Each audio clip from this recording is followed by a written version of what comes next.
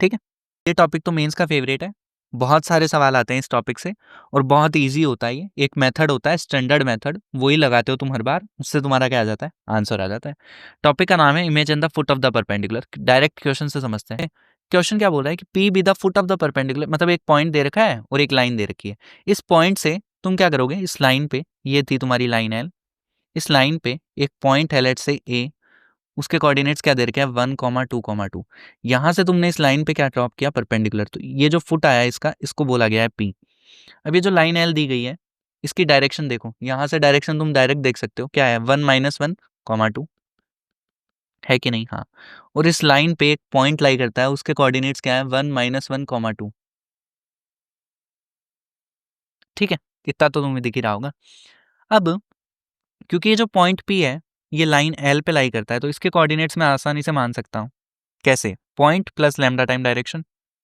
तो जो पी के कोऑर्डिनेट्स रहे होंगे वो रहे होंगे 1 plus lambda, -1 minus lambda, 2 plus 2 lambda. ये मैंने तुम्हें ऑलरेडी बता दिया है कैसे मानते हैं पॉइंट्स। अब साफ साफ दिख रहा है कि जो एपी वेक्टर रहा होगा, जो एपी वेक्टर रहा होगा, अगर मैं इसको बी वेक्टर बोल दूं इसकी डायरेक्शन को, जो कि गिवन था, तो ये इसके परपेंडिकुलर है कि नहीं, हाँ।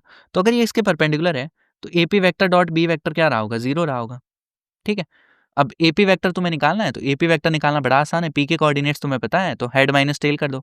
तो पी के कोऑर्डिनेट्स में से ए के कोऑर्डिनेट्स माइनस कर दो, तो 1 प्लस लैम्डा माइनस 1 कितना, लैम्डा।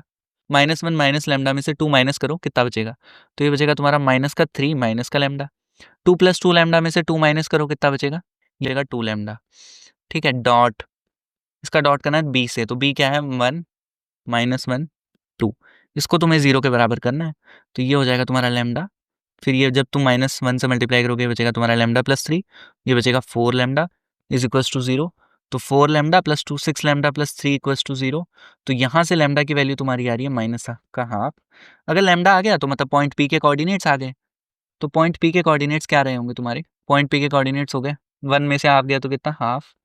फिर ये बचा तुम्हारा -3/2, नहीं नहीं, -1/2 है ना, तो -1 प्लस हाफ, तो ये -1/2 ही बचेगा। और ये बचेगा तुम्हारा 2 प्लस 2 लैम्डा, तो 2 माइनस 1 कितना, 1। तो ये आ गए तुम्हारे पी के कोऑर्डिनेट्स। अब पी के कोऑर्डिनेट्स आ गए, इस क्वेश्चन में तो इमेज नहीं पूछा है, बट मैं तुम्हें इमेज बता देता हूँ कैसे निकालते हैं। तो इमेज में क्या होता है कि ये जो पी पॉइंट है ये क्या होता है, तुम्हारा मिड पॉइंट की तरह वर्क करता है। तो इसके कोऑर्डिनेट्स मैं अगर इसको मान दूँ ए डैश, इसके कोऑर्डिनेट्स अगर अल्फा बीटा गामा है, तो पी क्या हो रहा होगा, तुम्हारा मिड पॉइंट रहा होगा। तो alpha plus 1 divide by 2 is equals to कितना, हाफ।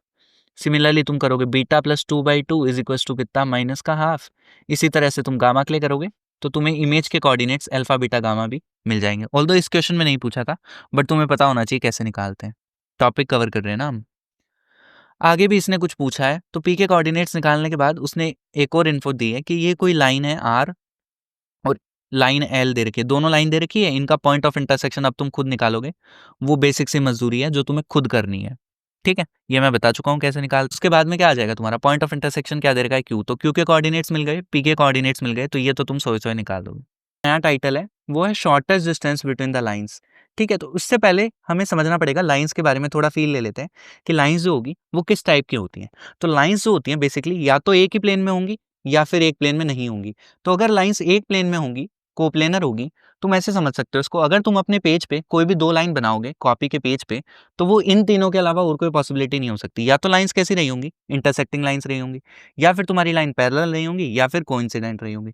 अगर पैरेलल लाइंस में एक भी पॉइंट ऑफ इंटरसेक्शन आ जाता है तो उन लाइंस को हम क्या बोल देंगे, कोइंसिडेंट लाइन बोल देंगे। समझ गए होंगे बात को बढ़िया से। इन तीनों के अलावा कोई भी पॉसिबिलिटी नहीं है, सोचो अपने पेज पे अगर तुम बनाओगे तो। ठीक है, अब हम देखते हैं स्क्यू लाइंस क्या होती हैं, मतलब ऐसी लाइंस जो ना तो इंटरसेक्टिंग है ना पैरेलल है। ठीक है, एक तो ये बात तुम्हें पता होनी चाहिए। दूसरी, ये जो स्क्यू लाइंस होती हैं ये एक प्लेन में नहीं होती, इनको हम बोलते हैं नॉन कोप्लेनर लाइंस। ठीक है, अब जो तुम्हारे क्वेश्चन आते हैं वो मेनली आते हैं शॉर्टेस्ट डिस्टेंस निकालने के बिटवीन द स्क्यू लाइंस। एक आर्टिकल पैरेलल लाइंस वाला भी होता है, बट मेनली यही पूछा जाता है ज़्यादातर। तो इसकी शॉर्टेस्ट डिस्टेंस का ये फॉर्मूला होता है क्या, कि तुम्हें 2 इक्वेशंस दी गई होती हैं लाइंस की इस तरह से, तो तुम्हें शॉर्टेस्ट डिस्टेंस का ये फॉर्मूला अच्छे से याद होना चाहिए। अगर कोई रात को 2 बजे भी पूछ ले तो रटा होना चाहिए बिल्कुल ऐसे फर्स्ट क्लास। और अगर किसी को जानना है ये आया कैसे तो वो भी मैं बता दूंगा, बट पहले एक बार ये देख लो होता क्या है।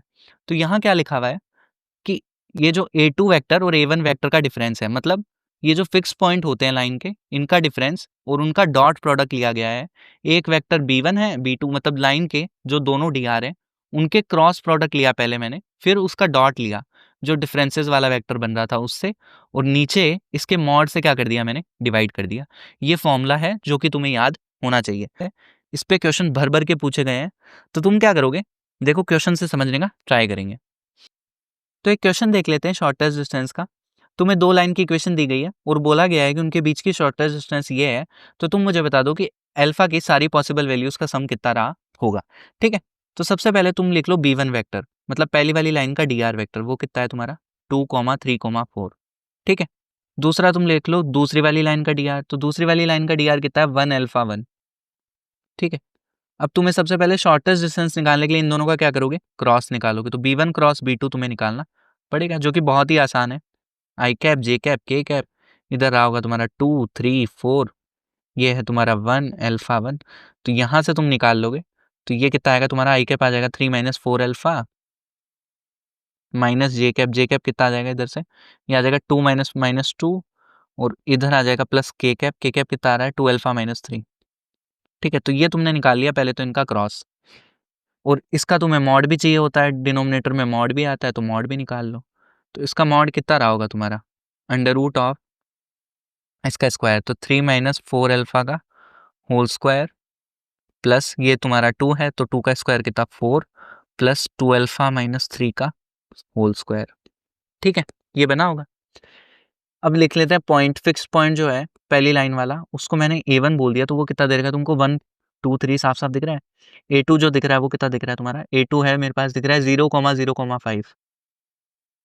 अब मैं क्या करूंगा, ठीक है, क्योंकि मॉड लगा होता है तो चाहे a2 माइनस a1 निकाल लो, चाहे a1 माइनस a2 निकाल लो, सेम ही बात है। मैं a1 माइनस a2 निकाल देता हूँ, तो इधर कितना रहा होगा तुम्हारा 1 रहा होगा, 1 कॉमा ये तुम्हारा रहा होगा 2, और ये रहा होगा -2, 1 2 -2।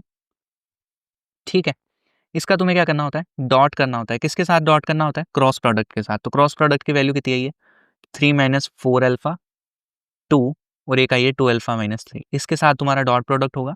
डिवीजन में होता है तुम्हारा इसके साथ क्या, ये क्रॉस प्रोडक्ट वाला b1 क्रॉस b2, इसकी वैल्यू तुम्हें यहाँ डिवाइड करनी पड़ेगी। तो वैल्यू क्या है, जो भी वैल्यू है बड़ी सारी वो लिखो। इसकी वैल्यू उसने तुम्हें दी है क्या, 5/√6। ठीक है, आगे प्योर मजदूरी है, वो तुम्हें खुद करनी चाहिए, और वो तुम खुद ही करोगे। जब तुम खुद कर लोगे तो तुम्हें फाइनली एक क्वाड्रेटिक मिल जाएगी अल्फा में। मजदूरी करने के बाद क्या मिलेगी, क्वाड्रेटिक इन अल्फा। जहाँ क्वाड्रेटिक इन अल्फा अगर मिल गई तो फिर वो तुमसे क्या पूछ रहा है, तो 2 वैल्यूज रही होंगी अल्फा की, एक अल्फा 1 अल्फा 2, तो उनका क्या पूछा जा रहा है, सम। तो सम क्या रहा होगा तुम्हारा माइनस ऑफ b/a, समझ रहे हो। क्वाड्रेटिक के हिसाब से सॉल्व कर लेना, आगे तुम कर लोगे। ठीक है, तो मेन तो बस वही है कि फॉर्मूला है। तो सबसे पहले तुमने b1 निकाला, फिर तुमने b2 निकाला, फिर इन दोनों का क्रॉस निकाला, और एक बार मॉड निकाल लिया, और a2 माइनस a1 निकाल दिया। इसके साथ तुमने क्या ले लिया, डॉट ले लिया, नीचे इसके मैग्नीट्यूड से डिवाइड कर दिया। ठीक है, बस ये फॉर्मूला तुम्हें याद होना चाहिए। तो फॉर्मूला बेस्ड क्वेश्चन है, ज़्यादा कुछ दिमाग लगाने वाली बात है नहीं। तो हमारा नया टाइटल है, ये बहुत ही छोटा सा फॉर्मूला बेस्ड टाइटल है, बट बहुत इंपॉर्टेंट है। कंडीशन फॉर द कोप्लेनरिटी, अगर बोला जाए कि कोई भी 2 लाइंस कोप्लेनर है, तो तुम्हें इस बॉक्स की वैल्यू को 0 कर देना है, या फिर इस वैल्यू को 0 कर देना है। फॉर्मूला है जो कि तुम्हें बढ़िया से याद होना चाहिए, या फिर तुम इसको ऐसे भी याद रख सकते हो कि जो तुमने अभी पढ़ा था स्क्यू लाइंस वाले टॉपिक, रेटर वाला टर्म है, उसको तुमने क्या पुट कर दिया है, 0 पुट कर दिया है। ठीक है, ठीक है, एडवांस में आ चुका है, बहुत ही हलवा सवाल है, डायरेक्ट फॉर्मूला बेस्ड सवाल है, कुछ नहीं है इसमें, बस लाइन को तुम्हें स्टैंडर्ड फॉर्म में लिखना आना चाहिए। अब ये वैल्यू जो है अलग थलग लिखी हुई है, तो अब तुम नोटिस करोगे कि x की वैल्यू कभी चेंज ही नहीं हो रही है। ठीक है, तो x की वैल्यू हमेशा ही कांस्टेंट है, तो इससे साफ साफ पता चल रहा है, क्या पता चल रहा है कि ये जो लाइन रही होगी ये x एक्सिस के परपेंडिकुलर रही होगी, तो नीचे क्या आया होगा, 0 आया होगा। ये बात मैं तुम्हें पहले भी बता चुका हूँ। ये दोनों तो ऑलरेडी स्टैंडर्ड फॉर्म में है, y minus 0 upon 3 minus alpha equals to z minus 0 upon -2, ये रही तुम्हारी पहली लाइन। सिमिलरली दूसरी वाली लाइन लिखोगे तो x minus alpha by 0 equals to what, y minus 0 upon -1 equals to z minus 0 upon कितना लिखा हुआ है 2 माइनस अल्फा। ठीक है, तो दोनों लाइन को स्टैंडर्ड फॉर्म में लिखने के बाद क्या करना है, कोप्लेनर है, तो कोप्लेनर का फॉर्मूला क्या होता है कि a2 vector minus a1 vector b1 vector b2 vector, इन तीनों का बॉक्स की वैल्यू क्या है, 0। ये मैं अभी तुम्हें बता चुका हूँ। तो ये करना है तो बस simple I cap J cap के कैप करो यार, अब तो मजदूरी है। इसकी वैल्यू को क्या करना है, 0।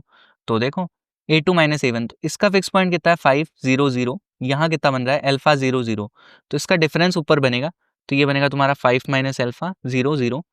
यहाँ से फिक्स पॉइंट साफ साफ दिख रहे हैं 0 3 माइनस एल्फा -2 और यहाँ से थर्ड वाली लाइन के भी डी आर साफ साफ दिख रहे हैं क्या 0 -1 2 माइनस एल्फा। इस डिटर्मिनेंट को अब तुम्हें क्या करना है 0 करना है और फिर बताना है कि अल्फा की कितनी पॉसिबल वैल्यूज रही होंगी। अब ये तो बच्चा बच्चा कर लेगा, इसको सॉल्व करना है, मजदूरी है वो तुम करोगे। तो अल्फा की तुम्हारे पास कितनी वैल्यूज आ जाएंगी 3 वैल्यूज आ जाएंगी।